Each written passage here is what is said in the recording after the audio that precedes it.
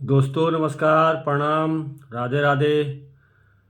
आज हम मधुमक्खी कितने प्रकार की है इस पर विस्तार से चर्चा करेंगे।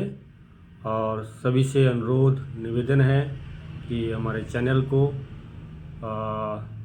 सब्सक्राइब अवश्य करें। आपको महत्वपूर्ण जानकारियाँ इस चैनल के माध्यम से मिलेंगी और जो भी आपके कमेंट्स होंगे उनका प्रत्युत्तर भी समय पर और उपलब्ध कराया जाएगा। हम बात करते हैं मधुमक्खी पालन, यानी मधुमक्खी पालन, और हमारे पर्वतीय क्षेत्रों में उसको मौन पालन भी कहते हैं। ये कम लागत में अधिक आमदनी वाला स्रोत है और इसमें ज़्यादा खर्चा भी नहीं आता है और कम खर्च में ही अच्छा एक आय का स्रोत मधुमक्खी पालन है। इसे घर के आसपास, अपने किचन गार्डन में, अपने बगीचे में मधुमक्खी के बॉक्स लगाकर इस व्यवसाय को प्रारंभ करना चाहिए। मधुमक्खी का जो काम करने का, कार्य करने का एरिया होता है, दायरा होता है, वो आपके डब्बू मधुमक्खी के डब्बे से चारों तरफ 2 से 3 किलोमीटर का एयर डिस्टेंस में इसका कार्य क्षेत्र होता है।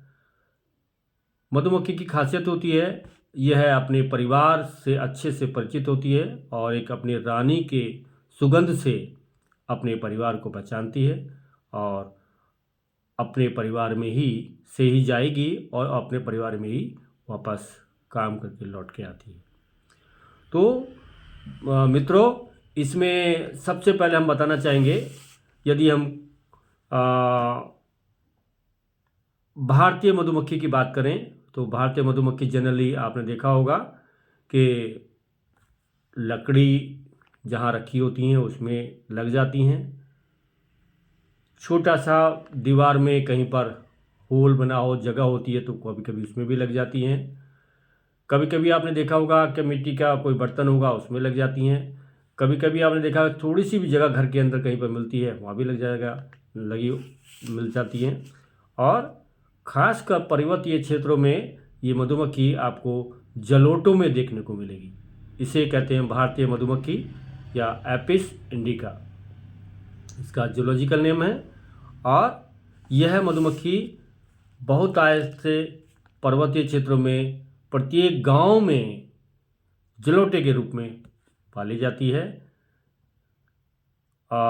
इस मधुमक्खी से हमें मुख्यतः शहद, मोम प्राप्त होता है। अक्सर देखा गया पर्वतीय क्षेत्रों में जो हमारे गांव में मधुमक्खी जलोटे में पालते हैं, जब भी उनसे शहद निकालते हैं वो बहुत बड़ी गलती उसमें कर देते हैं। गलती क्या करते हैं?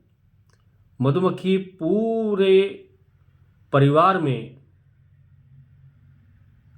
अहम होती है। आप पूरे 3 किलोमीटर के एरिया से काम करके आपके घर में आ रही, आपको एक अमृत रूपी शहद का उत्पादन आपको देती है। तो जनरली जलोटे में से जब शहद निकालते हैं तो मधुमक्खी पालक क्या करते हैं, उस जलोटे में आखिर का एक छत्ता छोड़ देते हैं और बाकी सारे छत्तों को काट कर निकाल देते हैं। उसमें छोटा मोटा ऊपर शहद होता है, उसी को काट के वो अपने सामान्य तरीके से शहद को निकाल लेते हैं। बाकी परिवार को सबसे बड़ा नुकसान होता है अंडा, बच्चा, लार्वा, ब्रूड और उसका घर आप जानबूझ के नष्ट कर देते हैं, जिससे आपके शहद के उत्पादन में, मधुमक्खी के उत्पादन में कमी हो जाती है। और इस दहशत से मधुमक्खियां जलोटे को छोड़ के चली जाती हैं। मित्रों, जनरली जैसे ही हमारे परिवार में कोई कैजुअलिटी होती है तो सभी को सदमा सा बैठ जाता है और कुछ समय की हमारे काम की, हमारे परिवार की गति रुक जाती है। इसी तरह से मधुमक्खी भी जिस परिवार में, जिस जलोटे में, जिस मधुमक्खी के डब्बे में रहती है, यदि आप उसके अंडा, बच्चा, लार्वा, ब्रूड को ही मार देंगे तो ऐसे में मधुमक्खी पर भी बुरा प्रभाव पड़ता है और वो सोचती है कि हमारा परिवार यहाँ सुरक्षित है तो हमें यहाँ रहने का फ़ायदा क्या। तो इसलिए वो क्या करती हैं, वहाँ से सीधे दूसरी जगह के लिए पलायन कर जाती हैं। तो दोस्तों ऐसा ना करें, हम विस्तार से इस पर चर्चा अगली वीडियो में करेंगे। हमने बताया भारतीय मधुमक्खी या जूलॉजिकल नेम इसका क्या बताया हमने, एपिस इंडिका। ये प्रथम प्रकार की मधुमक्खी होती है, भारतीय मधुमक्खी है। इसका ओरिजिन भारत है, भारत से ही इसको विकसित किया गया है। दूसरे नंबर पर आती है मेलिफेरा, या इसको इटालियन मेलिफेरा भी कहते हैं, या जूलॉजिकल नेम इसका है एपिस मेलिफेरा। दोस्तों ये हम बात करें तो व्यावसायिक तौर पर इस मधुमक्खी को पाला जाता है। मधुमक्खी के डब्बों में रख के इसको बड़े स्तर पर भारत में पाला जाता है। इस मधुमक्खी का जन्म स्थान इटली है।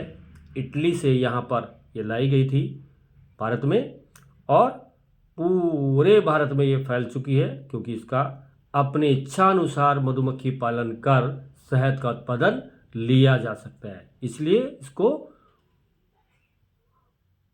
कॉमर्शियल बी या व्यावसायिक मधुमक्खी भी कहा जाता है। ठीक है बंधुओं, अब तीसरे प्रकार की जो मधुमक्खी होती है वो है एपिस इंडिका के साथ साथ में हमने दूसरा बताया एपिस डॉर्सिटा।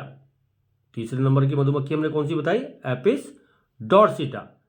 यानी कि आपने इस मधुमक्खी को पहचानने के लिए आपने देखा होगा बड़े बड़े पेड़ों पर, पानी की टंकियों पर, बड़े बड़े पुलों के नीचे अक्सर ये दिखाई देती है आपको, और भयावह होती है।